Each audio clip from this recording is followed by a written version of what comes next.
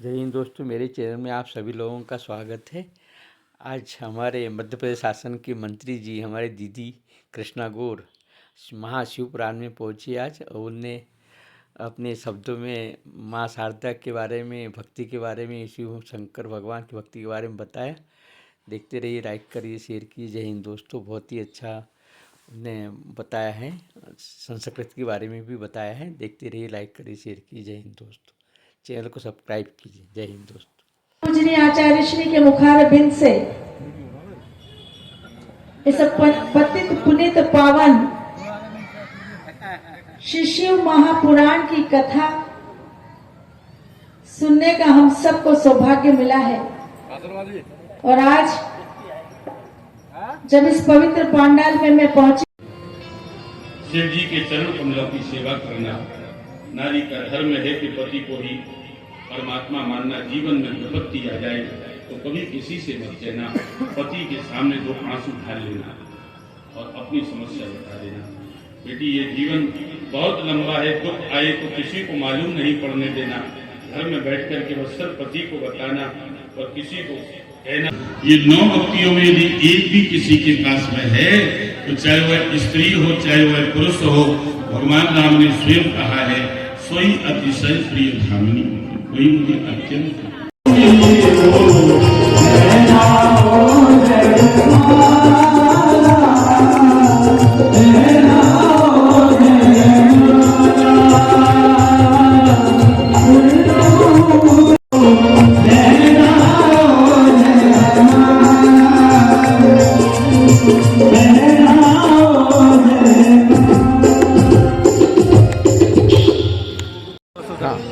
श्रीमती कृष्णा गौर जी, मुख्यमंत्री मध्य प्रदेश शासन। इसी क्रम में श्रीमती उर्मिला मौर्य जी,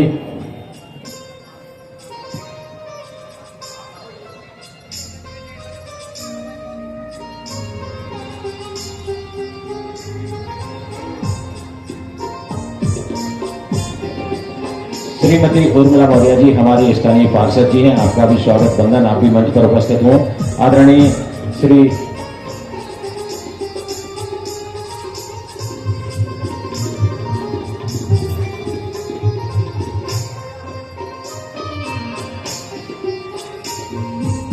श्रीमान लवकुश यादव जी मेरी आवाज सुन रहे तो पधारें यहाँ पे। श्रीमान मुकेश वाजपेयी जी विधायक प्रतिनिधि जी हैं। आपका भी स्वागत वंदन। आप भी महाराज जी से आशीर्वाद प्राप्त करें। श्रीमान भीकम सिंह जी बघेल जिला मंत्री जी, स्वागत वंदन अभिनंदन। समस्त पधारे हुए भक्तों का, सम्मानियों का बालाजी परिवार की ओर से हमारे मुख्य यजमान सुनील गुप्ता, प्रशांत गुप्ता, रचना गुप्ता, संस्कृत गुप्ता जी के माध्यम से ये कथा का आयोजन किया गया है। मेरी बहन श्रीमती जी शिरोमणि शर्मा जी पार्षद, आपका भी बहुत बहुत स्वागत। आप भी महाराज जी के समय पधार कर पहुंचकर आशीर्वाद प्राप्त करें। मलखान सिंह जी मीना हमारे मंडल अध्यक्ष, पूर्व मंडल अध्यक्ष श्रीमती रचना राजपूत जी, श्रीमती रचना राजपूत जी आप सभी आग्रह पधार कर, जो कि कृष्णा मंत्री महोदया जी की एक सांस्कृतिक संस्था है, जो कि कृष्णा सांस्कृतिक संस्था है। चेतना मंच के माध्यम से श्रीमती रचना राजपूत जी हैं। और इसी क्रम में छोटू पंडित जी, आपका भी स्वागत है। श्रीमान राम यादव जी भैया आप भी पधारे, आपका भी बहुत बहुत स्वागत है। श्रीमान राकेश राजपूत जी आपका भी स्वागत है। मीना साहब आपका भी। लवकुश भैया जी प्लीज। छोटू पंडित जी पूर्व मंडल अध्यक्ष। और इसी क्रम में मैं आदरणीय दीदी जी से, परम आदरणीय माननीय मंत्री महोदया जी से करबद्ध निवेदन करूंगा कि हमारे इस पावन पंडाल के आप साक्षात दर्शन करते हुए भोलेनाथ के इस पावन पंडाल में अपने मुखारबिंद से हम सभी के लिए 2 शब्द के लिए जरूर उद्बोधन है। आदरणीय दीदी।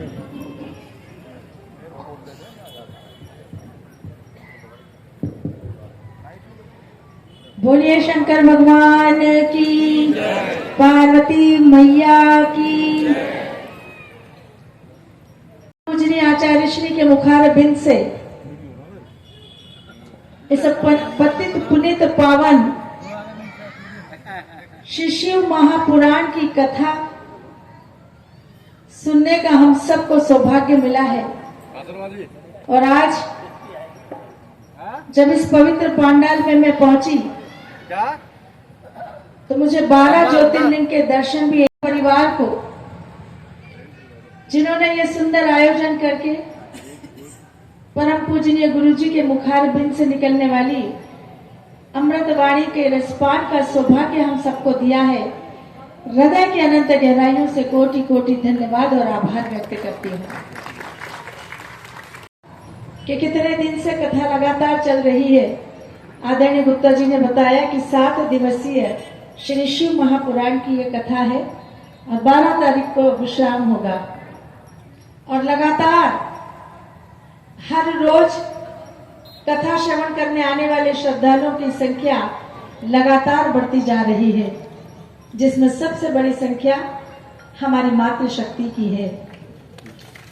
और मैं समस्त मातृशक्तियों को भी बहुत प्रणाम करती हूँ और हमेशा कहती हूँ, आज भी इस मंच से कहना चाहूंगी कि भारतवर्ष का धर्म, संस्कृति, परंपरा, रीति नीति, रीति रिवाज अगर जीवित है तो इस देश की नारियों के कारण जीवित है।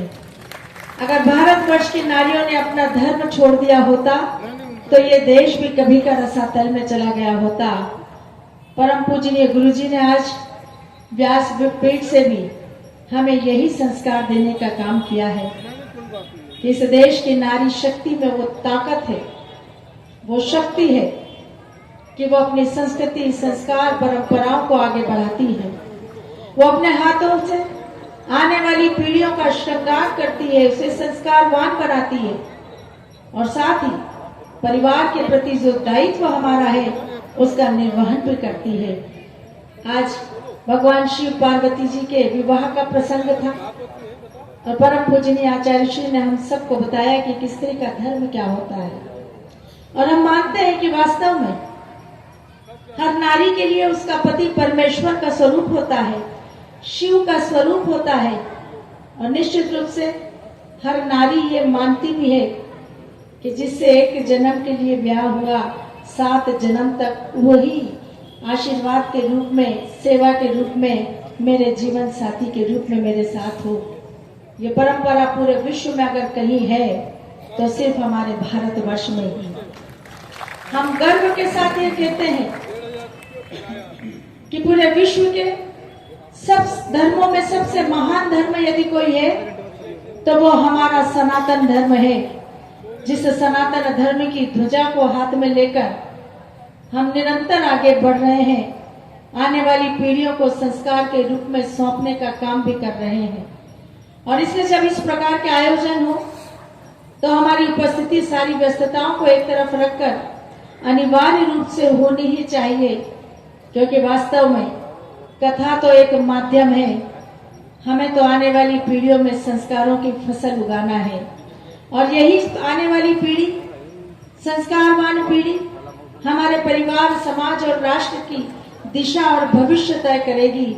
इसलिए आज पूरे देश में जो वातावरण सनातन धर्म के सम्मान के प्रति बना है वो स्वर्ण युग आज हम सबको देखने को मिल रहा है और हमारा मन अपार प्रसन्नता से भरा हुआ है, ये कहते हुए कि इस प्रकार के आयोजन जब होते हैं तो निश्चित और निश्चित रूप से हमारे इस पूरे क्षेत्र में सकारात्मक ऊर्जा का प्रवाह बढ़ता है।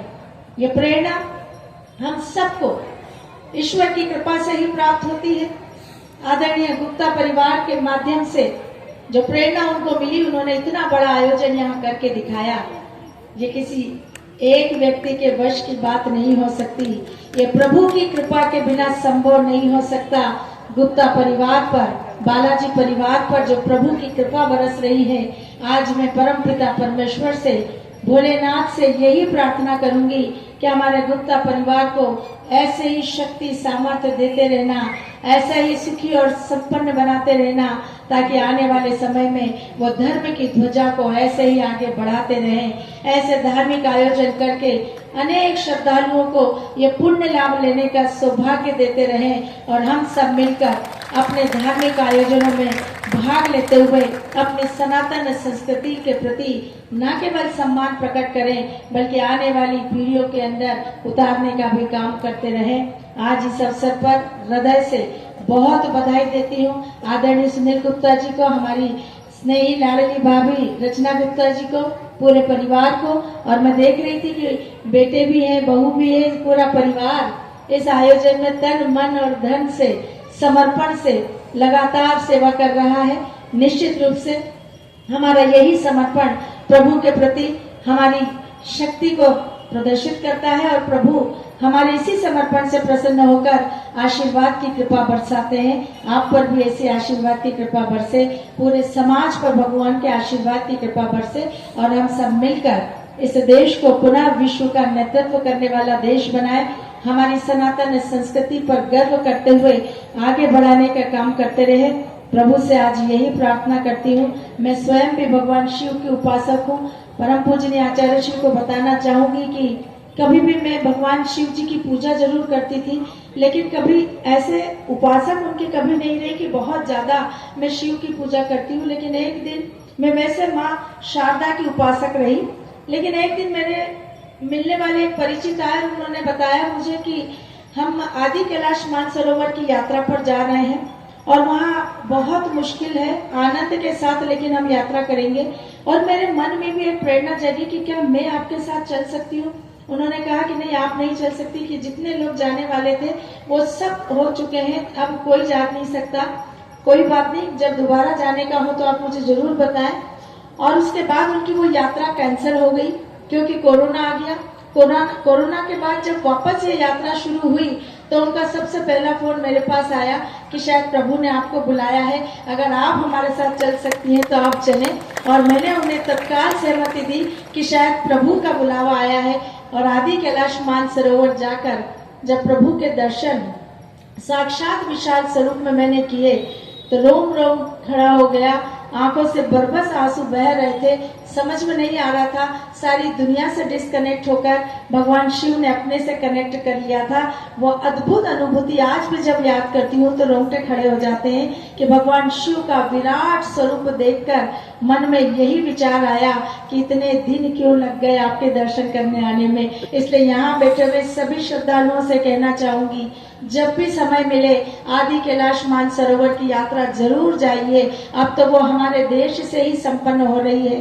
प्रधानमंत्री जी ने ऐसी व्यवस्था कर दी कि हमें अब चीन से जाने की जरूरत नहीं, भगवान के दर्शन अपने देश से ही हो सकते हैं। और इसलिए हम सब मिलकर यही संकल्प करें कि हमारे देश में आने वाले सभी तीर्थ स्थलों का हम जरूर दर्शन करें। जब भी समय मिले हम जरूर जाएं, क्योंकि इसी से हमारा जीवन कोटि कोटि धन्य होगा। यही हमारे तीर्थ स्थलों पर जाकर हमारी आने वाली संस्कृति, आने वाली पीढ़ियों को जोड़ने का काम हम कर सकेंगे और यही प्रभु के प्रति हमारी सच्ची भक्ति होगी। आप सबको एक बार पुनः बहुत बहुत बधाई, बहुत शुभकामनाएं। भगवान का आशीर्वाद सदा हम सब पर ऐसा ही बरसते रहे और भोले बाबा के आशीर्वाद से हम सबके जीवन में खुशहाली, सुख, समृद्धि, रिद्धि सिद्धि और सुख शांति आती रहे। बहुत बहुत धन्यवाद। जय हिंद।